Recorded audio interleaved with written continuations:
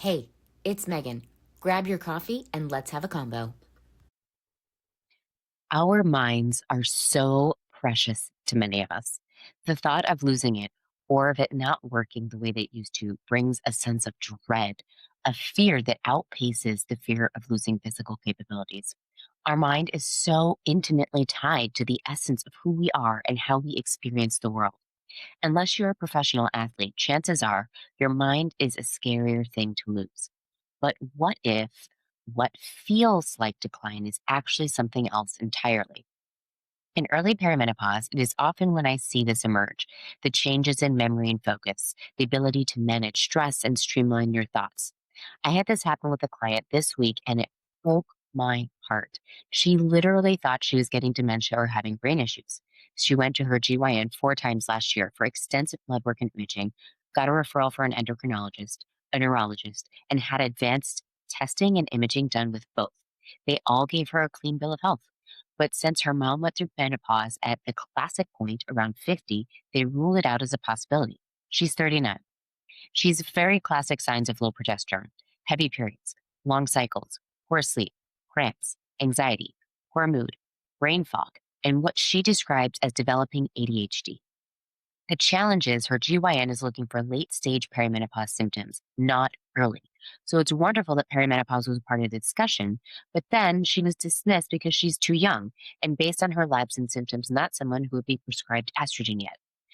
But as we have spoken many times, progesterone is often the first domino to fall. She's our warm, cozy hormone, supporting sleep, helping you regulate, bringing down anxiety. She keeps your mood stable, opposes estrogen so you don't have cramps and heavy bleeding. She is your luteal phase bestie. And if you don't ovulate, which happens to all women at any age, but more frequently during perimenopause, there's no egg released, which means it can't turn into that beautiful corpus luteum, producing all that wonderful progesterone. Progesterone is at the center of our regulate pillar. When progesterone is strong, we don't have to work as hard to self regulate. She does the heavy lifting for us. But when she becomes unreliable because of chronic stress or the beginning of perimenopause, the regulate pillar becomes a much bigger part of the conversation.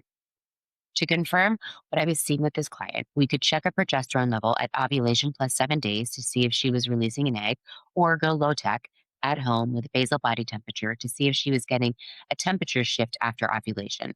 If you're new to tracking your cycle or never have, when you ovulate, your body releases an egg and your temperature rises about 1 degree to prepare for pregnancy. If the egg is fertilized, your temperature remains elevated. If it's not, it breaks down and your temperature goes back down to baseline. I really do not like this cultural carryover of women thinking that they are going crazy or losing their minds. This was rooted in much older, worse assumptions about the female body, and in more recent memory, the diagnosis of hysteria, which, by the way, was treated by vibrators and orgasms, but that is the topic for another conversation. This is a story that has been told about women's bodies for a very long time, and it's time that we told a different one. So I want you to reframe how we talk and think about this. When you enter early perimenopause, progesterone often steps down first. This hormone plays a very large role in self regulation. So, this is when women may notice their stress tolerance lower. They may get irritated with their family and loved ones more easily. The threshold for anger or even rage may drop. Their sleep is disrupted or not restful, and often with 2 to 4 a.m. wake ups that make it harder to fall back asleep. Their anxiety might tick up. There is a cortisol picture here too, because low progesterone and high cortisol travel together in high or chronic stress situations and perimenopause. The exact interaction is still being studied in the human body. If you have a friend with a brand new baby who's tired, anxious, had low stress tolerance, quick to anger or frustration, forgetting things, having a hard time focusing, would you think this is odd? Probably not. You might even say, that's just new mom brain, or this will pass once the baby sleeps through the night. But the baby is the external cause. It's clear and visible and makes it acceptable because we can all see the baby. With perimenopause, we can't see inside a woman's body. Our partners or close family are often the only ones who would ever get to see this, the feeling of fraying at the edges, holding on by a thread, losing our minds. But in reality, many women are primary caregivers for children, aging parents, partners, communities, and jobs. They power through. They suffer in silence because they think that that is what is expected of them. They can't fall apart. There are people depending on them. So they probably suck it up until it's too unbearable and then ask for help, but then are often dismissed or given an antidepressant, which sometimes can be appropriate, but is often not addressing the root cause, and then sent on their way because their labs are normal. This is an unfair part of our healthcare system.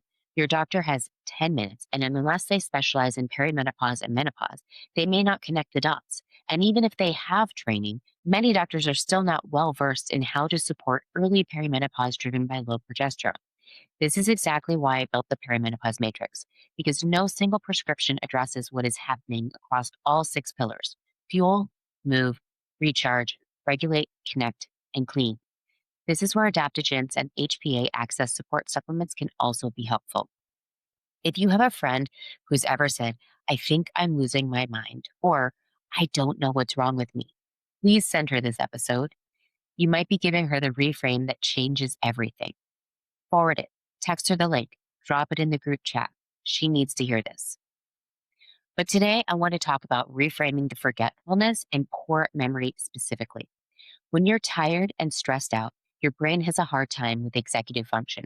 The brain manager who is in charge of building out the strategy for the day, managing the tasks, and keeping all the plates spinning. This is the recharge pillar of the perimenopause matrix at work. Sleep deprivation directly impairs the prefrontal cortex, which is exactly where your executive function lives. Often we forget little things: picking up right at the store, signing a permission slip, folding the laundry. Often not big things to us, even if they are extremely important to other people. Your child may be very angry if you forget the permission slip. But if your brain is running on low resources, it may file the permission slip as less important than, say, getting a report done for your boss, because your job pays the mortgage and keeps your kiddo in school to go on the field trip they need that permission slip for. This does not mean that you love your child any less, that you are a bad mother, or even that they have become less important to you. This means your brain is sleep deprived, anxious, dealing with fluctuating hormones, and doing its best to keep you going. So let's give your brain and yourself some grace here. Your brain is remembering things that are high priority. Things that are not are going to get lost in the shuffle. That does not make you a bad person. That makes you human. Ellen Langer explores this beautifully in The Mindful Body. She reframes forgetfulness not as a failure of memory, but as selective attention. Her point is that we don't remember things that we never encoded as important in the first place. And that's not a decline, that is discernment. I experience this myself. When I decide something is not important, my brain lets it go. It's not a bug, that might be a feature. Dr. Lisa Mosconi, a neuroscientist at Weill Cornell, takes this even further. Her neuroimaging research shows that during perimenopause, the brain undergoes a significant metabolic and structural reorganization. It consumes energy differently, rewires how it operates, and shifts its priorities. She frames this not as deterioration, but as adaptation. The brain is literally changing its operating system. If you want to go deeper on this, her book, The XX Brain, is extraordinary, and I'll link it in the show notes. Consider the possibility that your forgetfulness is part of that reorganization process. Your brain is changing what it finds important. Perhaps it's easier to remember what is familiar, and what counts as important is itself in flux. We generally start to care less about what other people think at this stage of life. We have more responsibilities than we did in our 20s. What you cared deeply about at 25 simply may carry less weight now, and that shift might be showing up in what sticks and what doesn't. Could it be possible that forgetfulness is a part of the brain restructuring process? We can't change it, but could we reframe how we experience it? Can it be less distressing? So let's work with your brain, not against it. Here are three ways to support the women that I work with inside the recharge and regulate pillars of the perimenopause matrix. Shared lists. Create a running list, paper or on your phone, for low importance life administration. Making appointments, signing paperwork, picking things up at the store. Get it out of your head and onto the page or your phone. Your brain will thank you for not making it hold on to that. You can share this with other people on your phone, or by leaving it in a common area so that you can share adding to the list and even accomplishing the tasks. Admin hour. I schedule 1 hour a week for these tasks and keep a running list on my calendar of everything that needs to happen in that window. Nothing gets lost, and I'm not using admin tasks to procrastinate on bigger priorities, which I'll be honest, I have done many a time. Giving away responsibility. Do you have too much on your plate right now? Is it time to delegate? Maybe your kids are old enough to start keeping track of permission slips and you can delegate a time each week for them to come to you with what they need. Maybe your partner can take something off your plate. Maybe you need help outside the family, someone to food prep, clean your house, or act as a personal assistant. There's nothing wrong with asking for help. You probably give it freely whenever people close to you ask for it. Suffering in silence and doing it all yourself is not a badge of honor. It is a recipe for exhaustion, and you deserve better than that. You are not a woman who's losing her mind. You are a woman whose brain is reorganizing, doing exactly what it needs to carry on into the next chapter of your life. And the more you understand what's happening inside your body, the less frightening it becomes. That is what the perimenopause matrix is for, not to fix you, but to help you work with yourself. If you're hearing yourself in this episode, the brain fog, the sleep disruption, the anxiety that doesn't quite make sense, this is exactly what I look at in the Matrix Lab Review. We go through your labs together, and I help you understand what they're actually telling you about where you are in the perimenopause transition. The link is in the show notes. Can you do me a favor? If this was helpful, share it with one person who might need to hear it today. Our bodies didn't come with a user manual, and this perimenopause thing can feel confusing and lonely. But you're not alone, you're not crazy, and you're definitely not broken. And maybe someone in your life needs that reminder too. Let's spread the word and be kind to each other and ourselves. Now the legal bit. I'm a nutritionist, but I'm not your nutritionist. This podcast is for information and education only. No client relationship was formed. Always seek medical advice when necessary. I'll see you next Wednesday morning.